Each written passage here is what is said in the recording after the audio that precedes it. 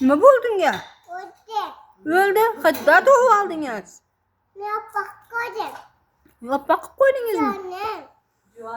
Jonim. Sizni mushugingiz ham jonim bo'lursa, unga o'xshab jonim.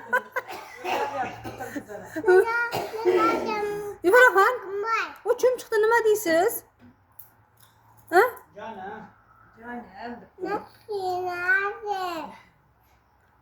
Voy o'le. Kichkina. Kichkina miyav nima qiladini? Katta yo'q, ha? Kattasi yo'q. Miyav nima qiladimi? Miau qildi. Voy o'le. Qo'rquvga nima bo'pti?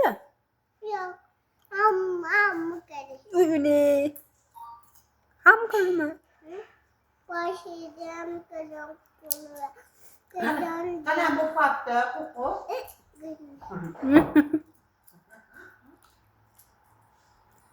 Boring endi tashlab keling endi.